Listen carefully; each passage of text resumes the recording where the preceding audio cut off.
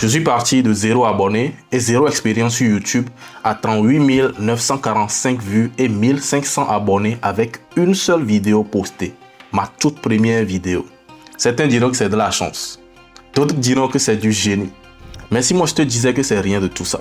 Si je te disais qu'avant même de poster cette vidéo, je savais qu'elle allait percer. Est-ce que tu me croirais? Dans cette vidéo, je vais te dévoiler comment j'ai fait pour faire péter ma toute première vidéo pour que tu puisses appliquer la même chose sur tes vidéos aussi. On y va. Tu ne l'as probablement pas remarqué, mais toutes les vidéos que tu regardes sur YouTube peuvent être classées en 3 catégories. Rentre dans ton historique et tu verras. Tu remarqueras un type de vidéo que tu regardes uniquement quand tu as besoin de quelque chose. C'est le type de vidéo que tu cherches en tapant comment faire quelque chose ou comment obtenir un résultat sur quelque chose.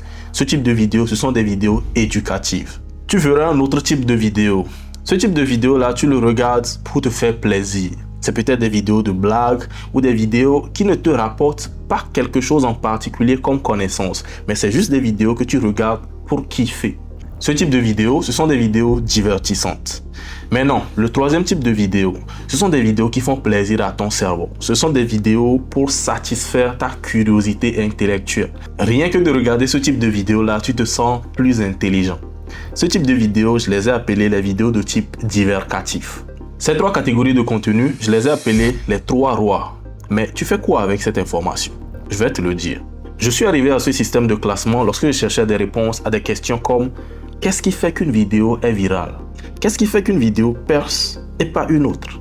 Et après avoir analysé des centaines et des centaines de vidéos, je suis arrivé à la conclusion que le potentiel de viralité d'une vidéo est directement lié au roi de contenu sur lequel cette vidéo se classe. J'ai remarqué que lorsque je prends 10 chaînes YouTube d'un niveau plus ou moins similaire, un lot dans la catégorie divertissant, un lot dans la catégorie éducative et un autre lot dans la catégorie divercative, et que je fais la somme des vues des 10 chaînes YouTube dans chaque catégorie à chaque fois sans exception, les 10 chaînes qui avaient le plus de vues faisaient partie de la catégorie divertissante. Ensuite venait la catégorie divercative et pour terminer la catégorie éducative. C'est cette découverte qui m'a donné le premier déclic. Pour moi qui voulais faire des vidéos dans la thématique qui est gagner de l'argent en ligne, qui est par nature une thématique éducative, si je voulais devenir viral, il fallait que je fasse autrement. Je devais aligner mon contenu sous le roi divercatif. Maintenant que je savais ça, comment produire du contenu divercatif? Sincèrement, à l'époque où j'ai fait la vidéo dont je te parle, je suis allé à l'instinct. Je consommais tellement de vidéos YouTube que je pouvais voir, rien qu'au contenu, si une vidéo avait un potentiel de viralité ou non. Mais parce que je ne peux pas compter éternellement sur l'instinct, il fallait que je crée un système. Quelque chose qui va me permettre de produire du contenu éducatif, mais viral à la chaîne. Et après avoir passé plusieurs jours à analyser le comportement qui m'a permis d'obtenir ces résultats, je suis arrivé à en extraire un plan d'action simple, en 2 principes fondamentaux. Je suis arrivé à produire un contenu de type viral parce que je savais à quoi ça ressemblait, n'est-ce pas? Et je savais à quoi ressemblaient des contenus éducatifs viraux parce que je passais mon temps à en consommer. Ce qui m'amène au premier principe qui est l'exposition active. Tu dois consommer du contenu YouTube de tous bords pour apprendre. Regarde des youtubeurs qui ne font que dans le divertissement. Regarde des youtubeurs qui ne font que dans l'éducatif. Regarde des youtubeurs qui font dans du divercatif. Passe ton temps à regarder ces différents types de contenus là pour apprendre. Ceux qui arrivent à divertir, comment est-ce qu'ils divertissent les gens? Comment est-ce qu'ils font leurs vidéos? À quoi ressemblent leurs vidéos? Leur montage, à quoi est-ce que ça ressemble? Ceux qui font dans l'éducatif, comment est-ce qu'ils arrivent à produire des vidéos virales quand même? Comment est-ce qu'ils parlent dans ces vidéos? À quoi ressemble leur montage, leur script? Ceux qui font principalement dans du divercatif, à quoi ressemblent leurs vidéos? Comment est leur ton dans leurs vidéos? Tu as besoin de savoir ça. Et le meilleur moyen d'obtenir ça, c'est de t'exposer activement à la chose. Il faut que tu ailles chercher des chaînes YouTube pareilles. Plus tu feras cet exercice, plus tu passeras d'un consommateur de contenu passif à un analyste permanent de toutes les vidéos que tu vas regarder. Je t'assure, tu ne verras plus aucune vidéo YouTube de la même façon. Chaque fois que tu seras en train de regarder une vidéo YouTube, tu seras en train de la décortiquer dans ta tête. Et c'est bien. C'est ça qui va t'amener au deuxième principe, qui m'a aidé à faire pratiquement 40 000 vues sur ma première vidéo. Mais avant de continuer, j'aimerais te parler d'une chose. Il y a dans la description de cette vidéo un PDF. C'est un e-book que j'ai écrit et qui liste 12 idées de vidéos virales que je suis parti récolter lorsque je faisais mes analyses. Ce sont des idées de vidéos virales que tu peux appliquer sur ta chaîne pour produire des contenus viraux comme celui dont je suis en train de te parler dans cette vidéo. Tu peux y aller et la télécharger maintenant. C'est gratuit. On continue. L'une des stratégies phares qui ont fait de la Chine aujourd'hui une superpuissance économique mondiale, c'est la copie. Et si tu veux obtenir les résultats de la Chine sur YouTube, copie ce que la Chine fait sur YouTube. C'est la philosophie avec laquelle j'ai attaqué YouTube avec ma première vidéo. Copie ce qui marche. Ce n'est pas sur YouTube que tu vas chercher à être un artiste, surtout pas à tes débuts. J'emmerde la créativité. La seule chose qui est sûre de t'apporter des résultats, c'est la data. Donc copie. À l'époque, moi j'ai regardé toutes les vidéos de la chaîne Mikey Again. J'ai regardé un tas de vidéos d'Ibrahim Kamara. Les vidéos d'Ibrahim Kamara m'ont permis de déterminer la thématique à laquelle ma cible réagissait bien. Et c'était comment gagner de l'argent en ligne. Maintenant, les vidéos que j'ai regardées chez Mikey Again m'ont permis de découvrir une chose.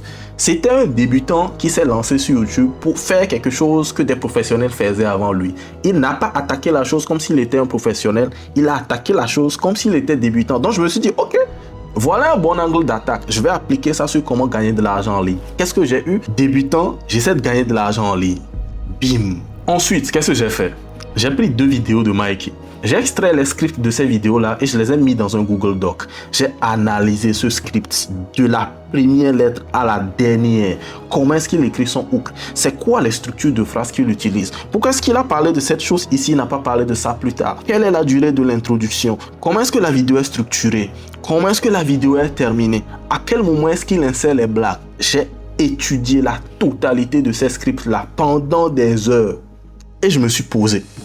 J'ai commencé mon introduction. J'ai regardé le premier script, j'ai regardé le deuxième script. Ok, il a écrit ça de cette façon et de cette façon. Je pense que je peux adapter ça de cette façon pour moi. J'ai écrit mon intro. Ensuite, j'ai pris le corps du script. Ok, il a structuré ça de cette façon. Il a mis ceci avant ceci. Il a structuré ça en 2 parties. Moi, je vais structurer le mien en 3 parties. Je vais faire la chose similairement à ce qu'il a fait, mais je vais adapter ça à ma sauce. Comment est-ce qu'il a terminé sa vidéo? Ok, il a terminé sa vidéo direct. Boum. Pas de blabla, pas de conclusion, juste cut. Ça m'a énormément plu, donc je vais faire la même chose. Jusqu'à ce que je sache, j'avais fini mon script. Maintenant, tout le long de l'écriture de ce script, je m'inquiétais de la créativité. Oui, je veux copier des gens, mais je ne veux pas copier textuellement quelqu'un. Tu sais ce qui s'est passé à la fin? Lorsque je me suis mis à lire mon script et que je lisais son script, le script ne ressemblait ni au premier script dont je m'inspirais, ni au deuxième. Tantôt ça ressemblait un peu au premier, tantôt ça ressemblait un peu au second, tantôt c'était quelque chose que j'avais mis dedans. Ça fait que le truc est devenu original. Je venais de créer un script original sans même faire exprès, en copiant quelqu'un d'autre. Mais je ne me suis pas arrêté là. Je me suis attaqué ensuite au filming. J'ai regardé sa vidéo, je me suis dit, ok, sous quel angle est-ce qu'il filme? J'ai regardé ses vidéos du début jusqu'à la fin, je me suis rendu compte que, ok, le gars, tantôt il est dans cette pièce, tantôt il est dans telle autre pièce, tantôt il est dans cette position, tantôt il est dans cette autre position. Je vais faire la même chose. C'est ce que j'ai fait. Ensuite, je me suis attaqué au montage. J'ai regardé la vidéo à répétition. Quels sont les effets que le gars utilise? Pourquoi est-ce qu'il a fait ce truc ici? Pourquoi est-ce qu'il a fait ce truc là-bas? Est-ce que je peux faire un truc similaire pour moi? J'ai décortiqué son montage jusqu'à la fin et je me suis rendu compte d'une chose. Il ne parle pas beaucoup. Il ne montre que ce qu'il dit. Il passe la totalité de son temps à montrer ce qu'il dit plutôt que de se mettre devant la caméra et de parler. Et c'est ce que je me suis dit que j'allais faire.